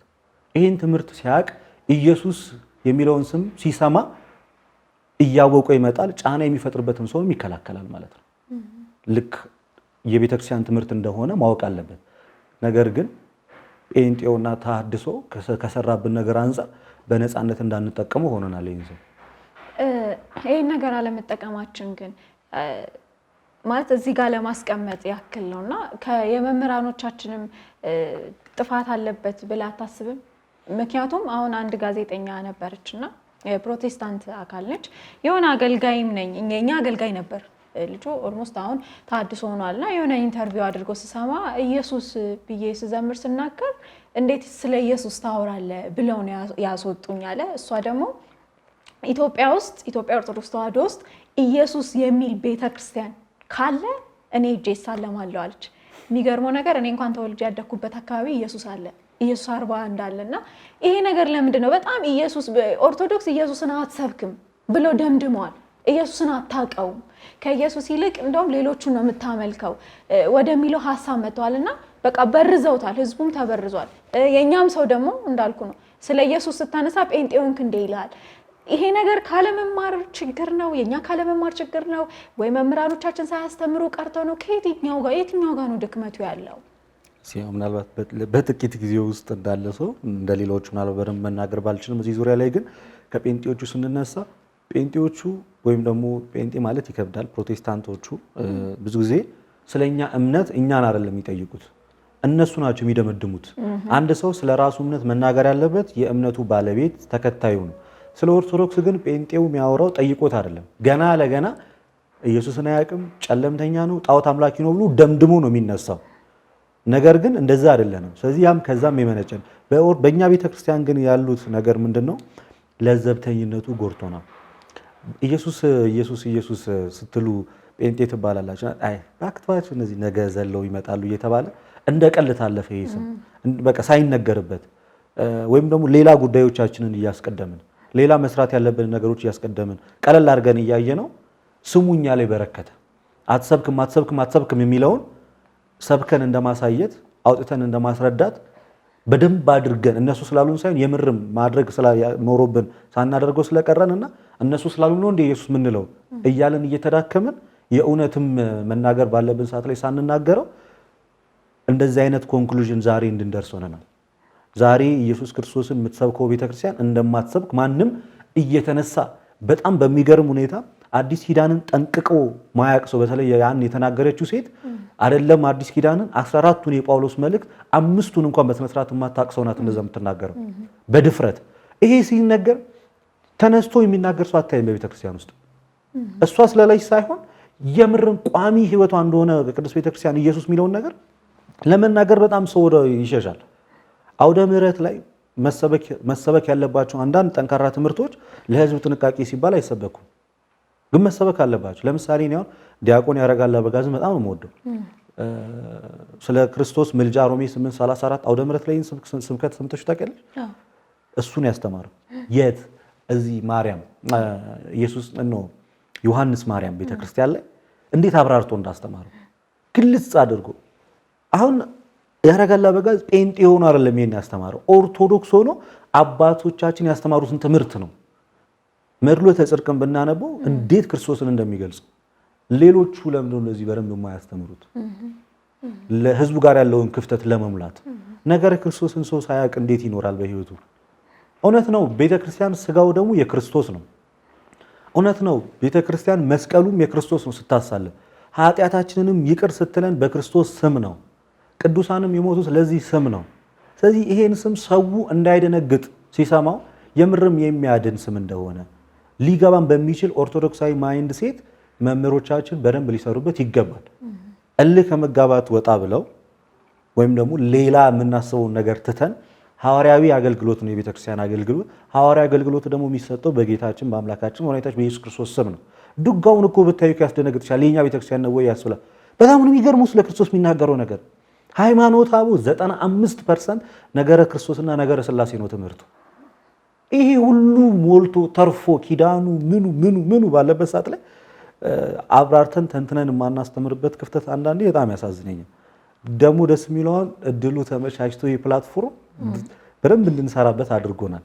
በደንብ እንድንናገርበት፣ በደንብ እንሰብክበት፣ ሰው በጣም ብዙ ነገር እንዲማር። እኔ አንዳንድ ሰዎች እኮ ገጥመውኛል። ማርያም እኮ ከእግዚአብሔር በላይ ናት እንዴ ከኔ በላይ ብሏት የለ እንዴ? አሁን ይሄ ቤተክርስቲያን ትምህርት አይደለም። አንዷ ስትናገር ሰምቶን እመቤቴ ካንቺ በላይ ማን አለ? ምናልባት ስለቷ አስተምሮ ሊሆን ይችላል። ያ እንደዚህ አይነት ድንገታዊ ነገሮች ቤተክርስቲያን ውስጥ ትምህርት ሆኖ ይገቡና ሰው ያንን ነው የሚሰማው። ነገር ግን ኢየሱስ ማን እንደሆነ ማንነቱ እንዴት እንደሆነ በደንብ እያንዳንዱ ሰው ከሃይማኖተ አበው ከቅዳሴው ከኪዳኑ ከማህሌቱ በሚገኘው አጋጣሚ ሁሉ ቢነገር ቢሰበክ አንደኛ ውስጥ ያሉትን እናጸናበታለን። ሁለተኛ ያሉትን የሄዱበት ቦታ ጥርጣሬ ውስጥ እንዲገባና የወጡት ከእውነተኛ ቦታ እንደሆነ እንዲረዱ እናደርጋለን። ጸሎት ሲጨመርበት ደግሞ በማዕከል ላይ እንቅፋት የሆነው ሰይጣን ይወገድና በሩ ክፍት ሆኖ የጠፉት ይመለሳሉ ማለት። በውሸት የታለው የሄዱት ኢየሱስን አትሰብክም በሚል ጣዖቱን የምታመልከው ተብሎ በውሸት የሄዱትን ሰዎች እንመልሳቸዋለን። ለምሳሌ አንድ አባት ናቸው የሆነ ቤተክርስቲያን ላይ አሁን መድረክ ካገኙ ስንት መነገር ያለበት ነገር እያለ ቡና መጠጣት አሪያ ያሳዝናል በጣም። አሁን ያ ትምህርት መስሎ ሰው የተነገረበትን መጽሐፍ ይፈልጋል። በቃ ቡና ሲያይ ትኩረቱ ሁሉ እዛ ላይ ሆነ። አሁን ይሄ ነገር ስንት መሰረታዊ ትምህርት እያለ ስንት መናገር ማስረዳት ያለብን ነገር እያለ ቡና ጥቁር ስለሆነ ሰይጣንን ይመስላል ብለን ይህን ረጅም ሰዓት እንሰብካለን። ምንም በሌለ ማስረጃና መረጃ በሌለ ነገር ለዛው የቤተክርስቲያን ትምህርት አስመስለን ጭራሽ። ስለዚህ እንደዚህ አይነት ነገሮች ናቸው በብዛት ቦታ ያዙብን እንደዚህ አይነት ነገሮች ናቸውና የምር እኔ በቤተክርስቲያኔ በጣም ሁልጊዜ ደስተኛ ነኝ። ቅዳሴዋን ሳስቀድስ እንዴት እንደምረካ እንዴት ደስ እንደሚለኝ እንዴት እንደምታገን ነው ኢየሱስን ቅዱሳኑን እንዴት እንደምታሳየኝ እኔ አታደበላልቅብኝም። ቤተክርስቲያን ኢየሱስና ቅዱሳንን እነሱ ቅርንጫፎች እሱን ግንድ አድርጋ ነው የምታሳየኝ። በቃ ይሄ ነው በቃ ግንዱ ደግሞ ህይወት ሰጪ ነው። ስለዚህ ቅዱሳን ህይወታቸው ከክርስቶስ አንጻር ነው እና እናትም አባትም ወዳጆች ባሉበት ቤተክርስቲያን ነው የምንኖረው። እናት ድንግል ማርያም፣ አባት ክርስቶስ፣ ወዳጆች ቅዱሳን በዛ ውስጥ እዚህ ህብረት ውስጥ ስትገቢ በደንብ ትረጃዋለሽ። ግን ሰውም ቅዳሴ ማስቀደስ የመማር ህይወቱ በጣም ለዘብተኛ ነው። መምህራኖቻችንም እድሉን ስናገኝ የምንናገረው ነገር በጣም ትንሽ ይከብዳል። ስንት መናገር ያለብን ነገር እያለ ጊዜያችንን የምናባክንበት ኢሹ ባልሆነ ሰዓት ላይ አንዳንድ ነገሮችን እዚህ ጋር ለማንሳት ይከብዳል እንጂ ባለፈው ጊዜ ሲመላለሱበት የነበረው ርዕስ እንዴት ደባሪ ነበር። ስንት ነገር ነበር። በፋሲካ በዓል ማውራት ያለብን በርካታ ነገሮች ነበሩ። ይሁን ያም እኮ እውነት ነው። ሰው በአንድም በሌላም ወንጌል ይሰማል። ግን ደግሞ በደንብ ጥርት ያለውን ደግሞ የወረደውን የቤተክርስቲያን ትምህርት ሰው ቢሰማ ጥሩ ነው። ስለዚህ መምህራኖችም እንደ መምህርነታቸው የሚሰሩ በርካታ አሉ።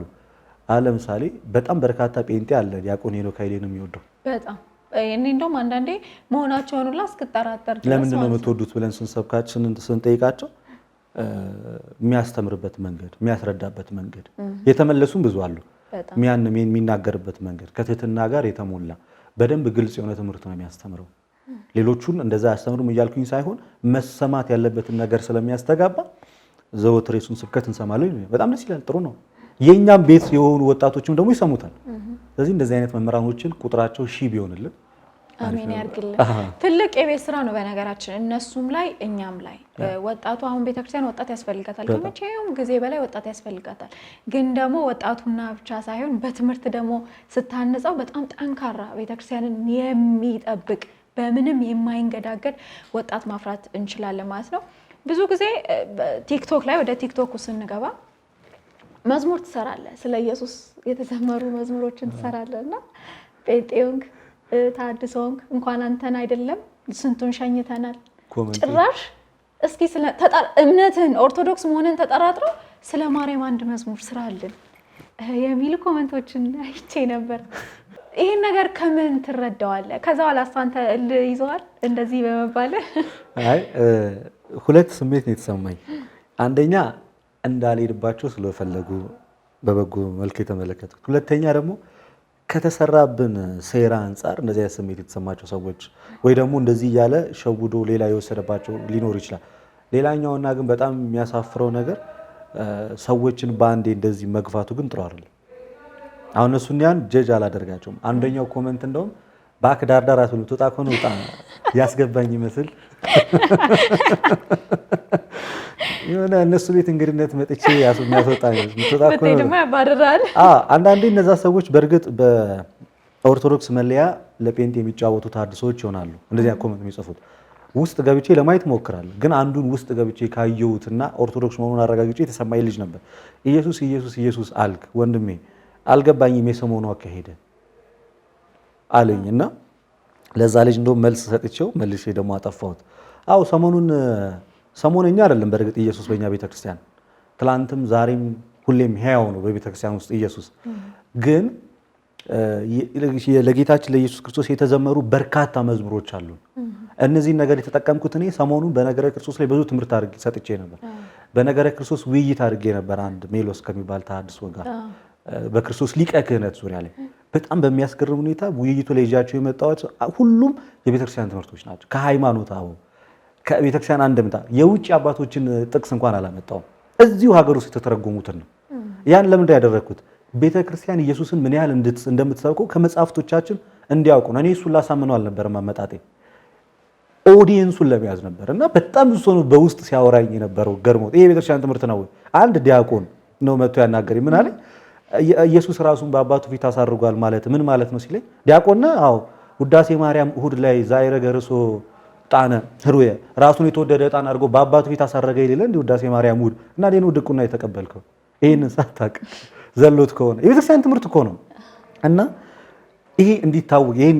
ሰሞኑን በተከታታይ ያወራንበት ርዕስ እስኪ ሰው ገብቶታል አልገባው የሚለውን ለመፈተሽ ነበር ነው መዝሙሮች ስለቃቸው የነበረው ግማሹ በእልህ ነው አዎ ኢየሱስ ቤተክርስቲያን ይሰበካል ጫና ስለሚያሳድርበት ጴንጤ ግማሹ የእውነት ደስ ብሎት ነው ያንን የሚያደርገው ግን ብዙዎቹን ተረብሸውበታልና ትንሽ ተሰማኝ እሱ የምርም እኮ ኢየሱስ እኮ የምር እኮ እኛ ጋር እኮ ነው ያለው አሁን ከለቀኩት አንደኛው መዝሙር ኢየሱስ ልበል ኢየሱስ የኛው መዝሙር ነው እርሱን እና ያዳነኝን አውቀዋለሁ የሞተልኝ ኢየሱስ ነው ሌላኛው ግን ትንሽ ግራ ያጋባቸው በሁለት በፍኖተ ጽድቅ የተሰሩ መዝሙሮች ነበሩ የለም ሌላ ስም ከዛሬ 10 ዓመት በፊት ቤተክርስቲያን ውስጥ ተዘምሯል የኛው መዝሙር ነው ምናልባት የተጠቀሙበት ማቴሪያል እሱን ዕውቀቱ የለኝም እሱን አምጥቼው ነበር እሱ ላይ አይደለም እንደውም ብዙ ኮሜንት የሰጡት ሚያንጫጫ የቴድሮስ መዝሙር ላይ በጣም ያናደደኝ ያ ነው እና ከኃጢአተኛው ድንኳን የሚለው መዝሙር ስንት ዓመት ስንዘምረው የነበረ መዝሙር ከኃጢአተኛው ድንኳን ቅዱስ ቆሟል የሚለው መዝሙር ደግሞ የሚገርም ከማህቶት ኦሪጂናል ሆኖ ስጂን ያመጣሁት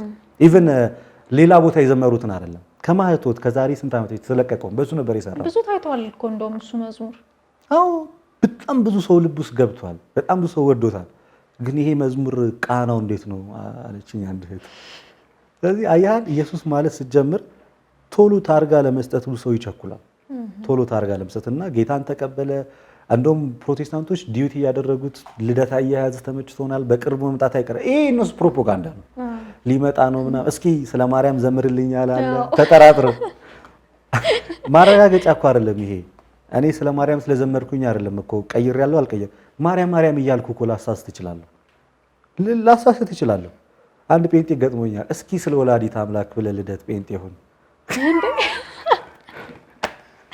ወይ ዘመናዊ ልመና ነው እስኪ ማርያምን በል ኢየሱስ ያማልዳል እኔ ብቻ ስለዚህ ዋናው ቁም ነገር እሱ አለ። ሰው የመጀመሪያ ደረጃ የሃይማኖት ሕጸጽ ሲባል የዶግማ ጥሰት የአስተምሮ ችግር ሲመጣበት ነው። በመጀመሪያ ደረጃ እኔ ነው እንደዚህ አይነት ክፍተት ያየብኝ ያለ አሁን ላይ ከቤተክርስቲያኒቷ ትምህርት የሻርኩት ትምህርት አለ ወይ? ክርስቶስ አምላክ አይደለም ብዬ ክጄዋለሁ ወይ? ስጋው ደግሞ አማናዊ ነው ብዬ አይደለም ብያለሁ ወይ? ጥምቀት አያድንም ብያለሁ ወይ? ክርስቶስ አማላጅ ነው ብያለሁ ወይ? ክርስቶስ አያድንም አላልኩኝም። እንደውም እንደሚያድን የተናገርኩት። ስለዚህ በቤተ ክርስቲያን ውስጥ አንድ ሰው ችግር አለበት የሚባለው በመጀመሪያ ደረጃ የአስተምሮ ሕጸጽ ሲኖርበት ነው። የአስተምሮ ሕጸጽ ሲገኝበትም በአንዴ አይደለም የሚባረረው። አስተምሮ በእውነተኛ አስተምሮ ይታከማል። አልታከምም ካለ ግን እንደ አሪዮስ ጉባኤ ተይዞ ይወገዛል። ግን ገና ለገና አንድ ሰው ለህሊናው ስለከበደው ብቻ ወይ ደግሞ ይሄ የሰማው መዝሙር ከዚህ በፊት ደጋግሞ ስላልሰማው የቤተ ክርስቲያን አልመሰለኝም፣ እኔን አልጣመኝም ብሎ ለአምላክ የተዘመረውን ዝማሬ ለሱ አልተመቸውምና አይ አንተ ልጅ ማለት ከጀመረ አንዳንድ መስራት ያለብን ስራዎች እንዳለ ነው የሚያሳየው ማለት ነው። እዚህ ጋር ለመጨመር ያክል እኔም እንዳጋጣሚ የሆነ ሪሰርች እየሰራው ነበር እና የሆነ ዲያቆን የማግኘት እድሉ ነበረኝ። ዲያቆን ነው፣ ቴዎሎጂ ተማሪ ነው። አስቡለት በጣም ትልልቅ ነገሮች አሉት እና ሪሰርች ምሰራው የመመረቂያ ጽሁፍ ነበር እንዳጋጣሚና ተስካር ላይ ነበር።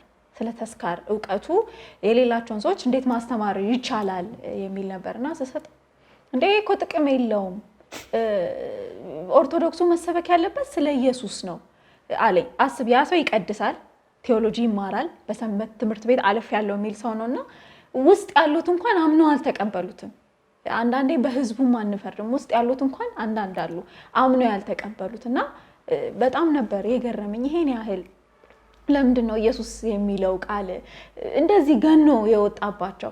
አንድ እሱ ሁለተኛ ነገር ልክ የትንሣኤ ሰሞን ፕሮፋይልህን እንደውም ከገጠመኝ አንጻር ገጠመኝ ኢየሱስ የሚል እንትን አድርገህ ነበርና በቁም ነው እንዴ ልደት ጴንጤ ሆነ እንዴ ያለኝ ሰው አለ። ለምንድን ነው ናስ አይ ኢየሱስ ብቻ ብሎ ቲክቶክ ፕሮፋይሉን አድርጓል ማለት ይሄ እውነት ያሳዝናልም ያናድዳልም። በዚህን ያህል ልክ ኦርቶዶክስ ቤተክርስቲያን ኢየሱስን አታውቅም ብሎ ወይ ኢየሱስ የሚለውን ቃል ስለጠራ ብቻ ጴንጤ የምትባልበት ጊዜ ላይ ነው ያለ ነው። ያው በጣም የሚከብደው እውነትሽን ነው። አንደኛ የምር ግን ሰው የእውነት ነው የቤተክርስቲያን ትምህርትን የምር ማወቅ አለበት። ቤተክርስቲያንን እኛን የምናሰድባት ባይዜ አማኞች ነው ቤተክርስቲያን የምናሰድባት እንጂ እኮ ቤተክርስቲያን እኮ ክርስቶስ እኮ ሳይሰበክና ትምህርቱ ሳይኖር ቀርቶ አይደለም። ቅዱስ ዮሐንስ አፈወርቅ እውነትም አንደበቱ ወርቅ የሆነ አባት 14ቱን በብቸኝነት የቤተክርስቲያን ትምህርት የተረጎመባት እሱ ነው። እንዴት እንዳስተማረ እንዴት እንዳብራራ እንግዲህ እኛ የሱ ልጆች ነን። አትናቴዎስ ኢየሱስ አምላክ ነው ብሎ ነው 5 ጊዜ ለ15 ዓመት የተሰደደው።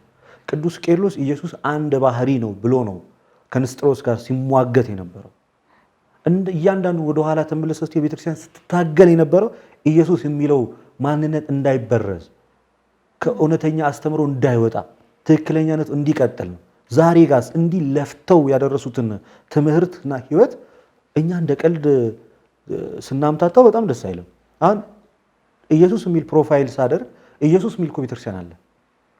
ያ አሁን የጴንጤ ቤተክርስቲያን ነው። ተአምረ ኢየሱስ እኮ ነው የሚለው መጽሐፉ። ቅዳሴ እግዚ ወይም የጌታ ቅዳሴ ይላል ቅዳሴው። አሁን ያ የጴንጤ ቅዳሴ ነው አይደለም። ለምሳሌ ቅዳሴዎች ላይ መምህሬ ኢየሱስ ክርስቶስ ሆይ መምህሬ ተብሎ ይጠራል ኢየሱስ እና ኢየሱስን አወረድኩት ማለት ነው። በጣም በርካታ ትምህርቶች አሉ በቤተክርስቲያናችን ስለ ኢየሱስ ክርስቶስ ነው። መልካ ኢየሱስ ለምሳሌ አሁን መልካ ኢየሱስ ስለ ኢየሱስ ነው የሚያወራው። አሁን ያ ጴንጤ አይደለም የደረሰው የቤተክርስቲያን ትምህርት ነው። ኪዳን የቤተክርስቲያን ትምህርት ነው። ያውን ያንን የሚናገር ቄስ ተሐድሶ ይባላል አይባልም። ነገር ግን እዛ ላይ ከጨመረ ከቀነሰ ካምታታ ግን ችግር አለበት ማለት ነው። ስለዚህ ኢየሱስ የሚለውን ስም እኮ ሁሉም ሰው ሊጠራው ማንም እኮ ጳውሎስ እኮ ማለት ነው ቆሮንቶስ ላይ ማንም ሰው በመንፈስ ቅዱስ ሳይሆን ኢየሱስ ጌታ ነው ማለት አይችልም ይላል። እንደውም በመንፈስ ቅዱስ የተቃነች ቤተክርስቲያን ውስጥ ነው እንጂ ኢየሱስ የሚባለው ጴንጤ እንደውም ኢየሱስ ማለት አይችልም። ከእውነተኛው መንፈስ አልተቀዳማ። ማንም በመንፈስ ቅዱስ ሳይሆን ኢየሱስ ጌታ ነው ብሎ ሊናገር አይችልም ካለ ጳውሎስ እውነተኛ መንፈስ ቅዱስ ያለው በቤተክርስቲያን ውስጥ ቅዱስ ሄራኒስ እንደዚህ ይላል። መንፈስ ቅዱስ ያለው ቤተክርስቲያን ውስጥ ነው፣ ቤተክርስቲያንም ያለችው ከመንፈስ ቅዱስ ጋር ነው ይላል። ከቤተክርስቲያን ውጭ መንፈስ ቅዱስ የለም። ቤተክርስቲያን ደግሞ ሁሉም ቦታ ያለች ናት። ያቺ አንዲቷ ቤተክርስቲያን ውስጥ እውነተኛው መንፈስ ቅዱስ ካለ እውነተኛው ክርስቶስ አለ ማለት ነው። እውነተኛው ክርስቶስ ካለ እውነተኞች ቅዱሳን አሉ ማለት ነው። እውነተኞች ቅዱሳን ካሉ እውነተኛ አማናዊ መስዋዕት አለ ማለት ነው። ስለዚህ እዛ ውስጥ ነው እንደው የሚጠራው ስም። ከዛ ውጪ ከተጠራ እንደው ቦታው አይደለም። በጴንጤ አዳራሽ ኢየሱስ ስም ሲጠራ እውነተኛው ኢየሱስ አይደለም፣ በመንፈስ ቅዱስ የተጠራ አይደለም። የምርም ሊጠራም የሚገባው እውነተኛ የክርስቶስ አካል። ቤተክርስቲያን ባይዚ የክርስቶስ አካል ናት። ቦዲው እውነተኛ ስጋው ናት። እኛ ደግሞ ብልቶች ሆነን አካል ሆነናል ከዛ ስጋ ጋር። ስለዚህ የአባትሽን ስም አንቺ ሳሪ ለምሳሌ አሁን የአባትሽን ስም ለመጥራት ተሳቀቀልሽ? አልሳቀቅም። አሁን ጋሼ ብለሽ ለመጥራት ትጠበቅብሻል? በቀጥታ ትጠሪያለሽ። ጋሼም ስትዩ የአባትሽ ስም ነው። በቀጥታም ስትጠሪው የአባትሽ ስም ነው። ልደት ኢየሱስም ቢል ጌታም ቢል አምላኬም ቢል መድኃኒቴም ቢል አባቱን ነው እየጠራ ያለው። አባቱን ሲጠራ ደግሞ ሰዎች የአባቱን ስም አያቃል እንጂ የአባቱን ስም አያስጠፋ እንጂ የአባቱን ስም በመጥራቱ ወንጀለኛ ነው የሚሉት ከሆነ አባቱን አያውቁትም ማለት ነው። በዚች አይነት እምነት ውስጥ መኖራችን በራሱ ለኛ በጣም እድለኝነት ነው። እኔ አንዳንዴ ኦርቶዶክስነቴን ሳስበውና በሐዋርያዊ ቅብብሎች ውስጥ ከሐዋርያት ጋር መሆኔን ሳስበው በጣም ትልቅ ደስታ ይሰማኛል። በዛ ላይ በጣም ደግሞ የምደሰተው ንጽሕተ ንጹሐን ቅድስተ ቅዱሳን ድንግል ማርያም እዛ ህብረት ውስጥ መኖሯን ሳስብ በጣም እኔ ስለሷ ስናገር በጣም ነው እንትን ማለት። አንድ ጴንጤ ከዚህ በፊት አንተ ግን መጽሐፍ ቅዱስ ላይ ስለ ድንግል ማርያም ባይጻፍ ትተዋታለህ እንዴ ሲለኝ ባይዜ ስለተጻፈም አይደለም የወደድኳት እመቤታችን ቅድስተ ቅዱሳን ድንግል ማርያም እኔ ስወድ ጥቅስ መርጫ አይደለም ከመጽሐፍ ቅዱስ እኔ አላቅምና ምንም አይነት ነገር ቢመጣ ትንሽ ኮሽታ አይገባም ውስጤ በሷ ምክንያት። ለምንድን ነው ህይወቴን በጣም ሙሉ አድርጋ እውነተኛውን ክርስቶስን በደንብ ታሳየኛለች እሷ። ልክ ፀሐይ ጽድቅ ፀሐይ መውጫው ምስራቅ እንደሆነ እሷ እውነተኛ ምስራቅ ናት። ይህ ፀሐዩን የምሞቀው መውጫው ምስራቅ ስላለ ነው። ክርስቶስን የማውቀው እኔ ድንግልን ስለያዝኩ ነው። ስለዚህ ልክ እንደዛ ሁሉ በዚህ ቤተክርስቲያን ውስጥ መሆኔን ሳስበው አባቶቼ ታላላቅ አባቶች መሆኑን ስረዳው ስወድቅ የሚራራልኝ ጌታ መኖሩን ሳስብ ንስሐ እየገባሁ ወደ ስጋው ደሙ መቅረቤን ሳስበው ሁልጊዜም ጸሎቴን የሚሰማኝ አምላክ መኖሩን ሳስብ በምልጃቸው የሚራዱኝ ቅዱሳን እንዳሉ ትዝ ሲለኝ እና ክርስትና ደግሞ እውነተኛ ሃይማኖት መሆኑን እየገባኝ ሁሌ ደግሞ ስመጣ ሰላማዊ ቦታ ላይ እንዳለው አውቃለሁ። ቤተክርስቲያን ቅዳሴ አስቀድሼ ደስ ከሚለኝ ንግግር መጨረሻ ላይ ቅዱስ ዑራኤል የነበረው አባት የሰላም አለቃ የሰላም ባለቤት ሰላማዊ ኢየሱስ ክርስቶስ ሰላሙን ይስጣችሁ ሲሉ ይሄን ንግግር በጣም ነው የምወደው። የሰላም አለቃ የሰላም ባለቤት ሰላማዊ ኢየሱስ ክርስቶስ ሰላሙን ይስጣችሁ። እሱ የሚሰጣችሁ ሰላም ዓለም እንደሚሰጣችሁ ሰላም አይደለም። ማንም ሰው ክርስቶስ የሚሰጠውን ሰላም መስጠት አይችልም። እርሱ ሰላማችን ነው አለ። በትእዛዛት ተጣልተው የነበሩትን ሁለቱን አንድ አድርጎ ለራሱ ሊያስታርቅ አዲስን ፍጥረት ሊፈጥር ወዷልና ክርስቶስ ያደረገውን የመስቀሉን ወገብረ ሰላም በመስቀሉ ከኖት ቤተክርስቲያናችን በመስቀሉ ሰላምን አደረገ። እዚህ ሰላም ሆኖ ክርስቶስ ጋር ስትኖሪ ሐዘን ትካዜዎች ቢመጡም ከዛ ሰላም ስለማይበልጡ ትረጋጋለሽ። ስለ እመቤታችን ቅድም አንድ ነገር ስለ እመቤታችን ስላረገችልን ነገር ስታወራ ምን ትዝ አለኝ። በህይወታችን ብዙ ኦርቶዶክሳውያን ሁሉም ማለት ይቻላል በህይወታችን ብዙ ያልተነገሩ ተአምረ ማርያሞች አሉ ያልተጻፉ ከጥቅሱ ባሻገር ማለት ነውና እነሱ ግን ይሄንን መረዳት አይችሉም። አንደኛ ነገር መረዳት ቢፈልጉም አይናገሩም። እየተረዱም ቢሆን የሆነ መሸነፍ ስለሚመስላቸው አይናገሩም እና በህይወታችን በጣም ብዙ ያልተነገሩ ተአምረ ማርያሞች እኛ ልብ ውስጥ አሉ። ይሄን ቢረዱልን ደስ ይለናል። እንግዲህ እግዚአብሔር አምላክ ልቦና ይስጣቸው። ይሄ የሚረዱበት በጣም ደስ የሚል ቆይታ ነው እያደረኩ ያለሁት። እኔም በጣም ብዙ ነገር ተምሬያለሁና እንደው እንደ መጨረሻ አንድ መጠይቅ ጥያቄ አለ። በኦርቶዶክስ ቤት ውስጥ ለመዳን ምን ያስፈልጋል?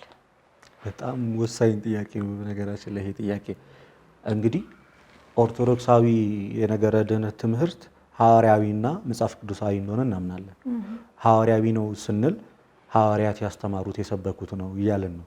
ሐዋርያት ያስተማሩት የሰበኩት ስንል ከክርስቶስ የተማሩት ነው እያልን ነው። ስለዚህ ክርስቶስ ለሐዋርያት ምን አስተማረ? ሐዋርያት ምን አስተማሩ? እኛስ ምን ተቀበልን? በኦርቶዶክሳዊ ለመዳን ምን ያስፈልጋል ስንል በመጀመሪያ ደረጃ በሁለት በኩል ከፍለን ልናየው እንችላለን። አስቀድሞ ከኦርቶዶክሳዊ ቤተሰብ የተወለደና ወይም ደግሞ በሐዋርያዊ ስብከት ወደ ቤተክርስቲያን የሚመጣ ብለን እንያዘው። እስኪ መጀመሪያ በሐዋርያዊ ስብከት ከሌላ ወደዚህ የሚመጣውን እንየው። እሱ መጀመሪያ ቃሉ ሊሰበክለት ይገባል። ጳውሎስ ማመን በመስማት መስማትም በእግዚአብሔር ቃል ነው ይላል። ያለ አስተማሪስ ደግሞ እንዴት ይሰማሉ ይላል። ስለዚህ ቤተክርስቲያን ኦርቶዶክሳዊ የሆነ የስብከት አገልግሎት አላት። ስለዚህ ታሳምናለች። ሰው መጀመሪያ ማመን ይጠበቅበታል። ካመነ በኋላ ምስጢራትን መፈጸም አለበት። ያለ ሚስጥራት መዳን አይቻልም። በቤተ ክርስቲያን ውስጥ በመጽሐፍ ቅዱስ ውስጥ ዮሐንስ ወንጌል ምዕራፍ 3 ከቁጥር 5 ላይ እውነት እውነት እልሃለሁ ሰው ከውሃና ከመንፈስ ካልተወለደ በስተቀር የእግዚአብሔርን መንግስት ከቶ አያይም። ሰዎች በውሃና በመንፈስ ቅዱስ ዳግም ሊወለዱ ይገባል። ያ ማለት ለመዳን ማመን ከዛ መጠመቅ ይጠበቅበታል። በጥምቀት ዳግም ይወለዳል። የክርስቶስ አካል ይሆናል። አዲስ ማንነት ይለብሳል። ሞትን በሚመስል ሞት ከእርሱ ጋር አንድ ከሆነ ትንሣኤውን በሚመስል ትንሣኤ ከእርሱ ጋር አንድ እንሆናለን ይላል ሮሜ ምዕራፍ 6 ቁጥር 4 ላይ። ከክርስቶስ ሞትና ትንሣኤ ጋር አንድ የምንሆኑ በጥምቀት ነው። ስለዚህ ሰው ጥምቀትን አያስፈልግም ብሎ ድናለሁ ማለት አይችልም። ምክንያቱም አሮጌ ማንነት ውስጥ ነው ያለው ማለት ነው ካልተጠመቀ። ስለዚህ ጥምቀት ከሚስጥራቱ ዋነኛው የኦርቶዶክስ መዳኛ ጥምቀት ያስፈልገዋል። ቀጣይ አማናዊ የሆነ የጌታችን ኢየሱስ ክርስቶስ ስጋና ደም ያስፈልገዋል። ጌታ ስለ ራሱ ስጋና ደም ሲናገር እንደዚህ ያለ በዮሐንስ ወንጌል ምዕራፍ 6 ቁጥር 51 ላይ ከሰማይ የወረድኩት የሕይወት እንጀራ እኔ ነኝ። የሚያስገርም ቃል። ለዓለምም የሕይወት እንጀራ የምሰጠው ደግሞ ስጋዬን ነው አለ። ስጋዬን የሚበላ ደሜን የሚወጣ የዘላለም ሕይወት አለው፣ ከሞትም ወደ ሕይወት ይሻገራል። ስጋዬን የሚበላ ደሜን የሚጠጣ እኔም በእርሱ እኖራለሁ፣ እርሱም በእኔ ይኖራል። ሰው በክርስቶስ ውስጥ ሳይኖር ክርስቶስም በሱ ውስጥ ሳይኖር መዳን አይችልም። ያን ለማድረግ ሚስጥረ ቁርባን ወይም ቅዱስ ስጋው ክቡር ደሙ ያስፈልገዋል። ይህን ደግሞ ክርስቶስ በግልጽ ካስተማረው የአዲስ ኪዳን ትምህርት አንዱ ይሄ ነው። ስለዚህ ምን ያስፈልጋል? ስጋው ደሙ ያስፈልጋል። ሌላኛው የመንፈስ ቅዱስ ስጦታን የምንቀበልበት ሰሞኑ ሲያሾፉበት የነበረው ሜሮን አለ። ሚስጥረ ሜሮን። ሚስጥረ ሜሮን በጳጳሳት ይሰራል። አይታችሁት ከሆነ ሚስጥረ ሜሮን ማለት የመንፈስ ቅዱስን ስጦታ መቀበያ መንገድ ነው። ራሱ ሜሮኑ መንፈስ ቅዱስ ነው ያልን ሳይሆን መንፈስ ቅዱስን የምንቀበልበት ነው። ቅዱስ ዮሐንስ በመልእክቱ በአንደኛ ዮሐንስ መልእክት ምዕራፍ 2 ከቁጥር ያለ እናንተስ ከቅዱሱ ቅባት ተቀብታችኋል ሁሉንም ታውቃላችሁ ይላል። ሁሉን እውቀት የሚገልጸው መንፈስ ቅዱስ ነው። መንፈስ ቅዱስን በሜሮኑ በኩል እንቀበላለን። ቤተክርስቲያናችን 36 ቦታ ላይ ሰው ይቀባል ሜሮን።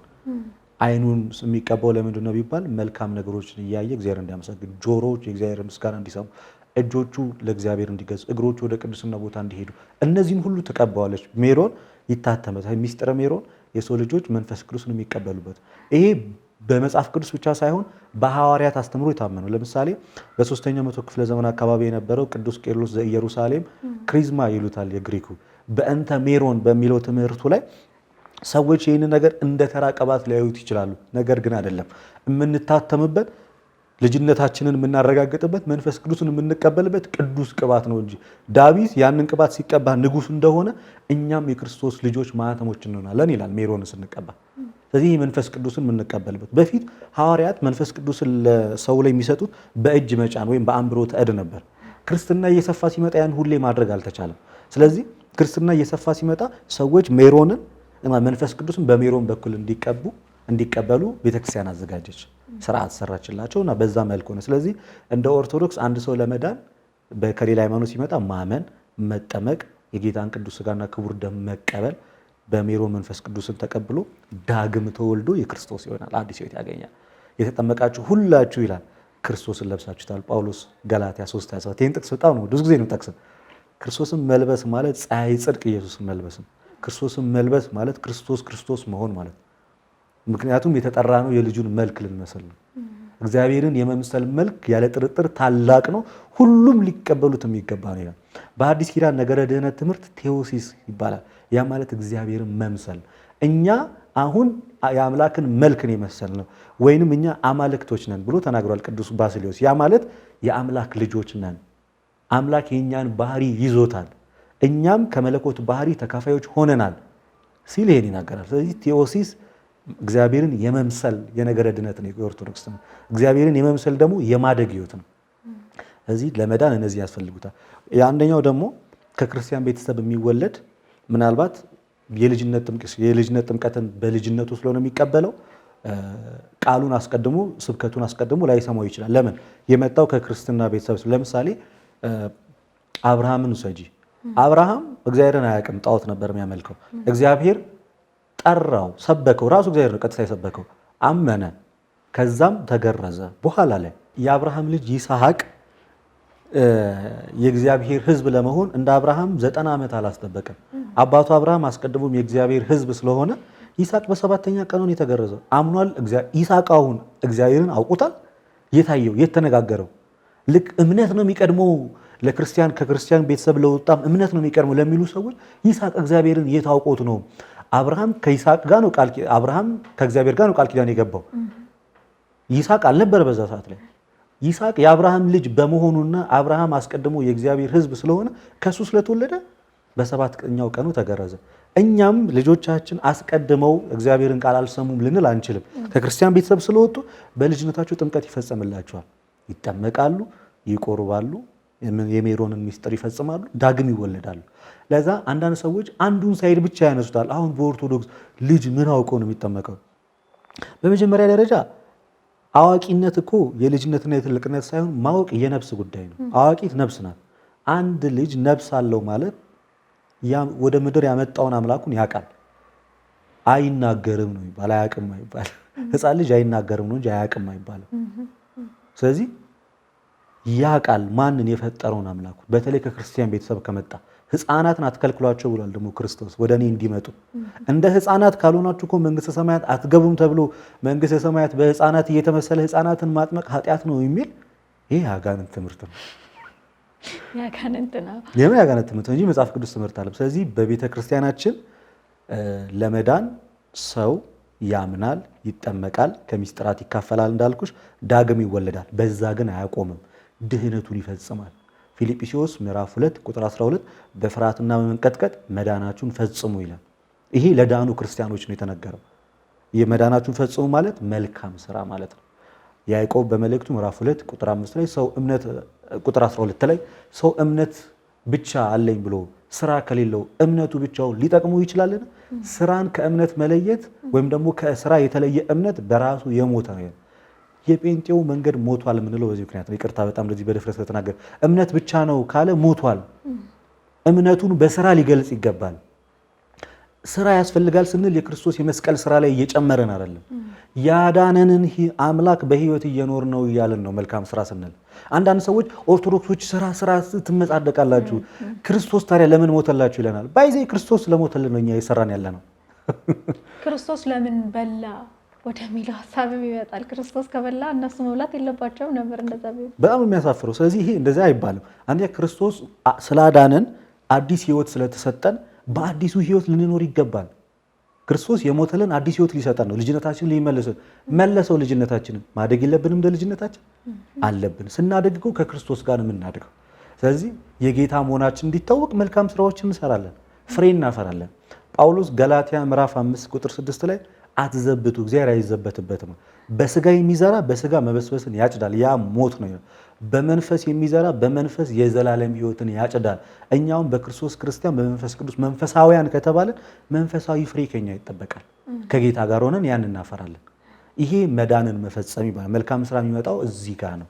ስለዚህ የክርስቶስ ስንሆን ፍሬያችን በክርስቶስ መሆን አለበት። ፍሬ ከሌለን ደግሞ የጌታ መሆናችንስ ማን ያውቀዋል? አንዳንዴ በጣም ይገርሙሻል። ኃጢአት መስራት የሚያስፈርድ ከሆነ ጽድቅ መስራት ለምን ዋጋ አያሰጥም? ጴንጤዎች ብዙ ጊዜ ጽድቅ እኛ የምንሰራው ጽድቅ የለም፣ በእኛ ጽድቅ የትም አንገባም ነው። በኃጢአቱ ግን ሲኦል ይገባል። በኃጢአቱ ሰው ሲኦል ከገባ በመልካም ስራው ገነት ለምን አይገባም? ይህን ጥያቄ ቢመልሱ እኔ ራሴ ደስ ይለኛል። በጣም የሚያሳፍረው ሰው በኃጢአቱ ሲኦል ከወረደ፣ አዳም በኃጢአቱ ከሆነ ሲኦል የገባው፣ አሁንም በዚህ ዘመን ያሉ ሰዎች በኃጢአታቸው ሲኦል ከወረዱ በመልካም ስራቸው ለምን መንግስተ ሰማያትን አይወርሱም? ስለዚህ አይቻልም። ስለዚህ ትንሽ ማንበብ አለባቸው የምንለው እነሱ ነው። ለዚህ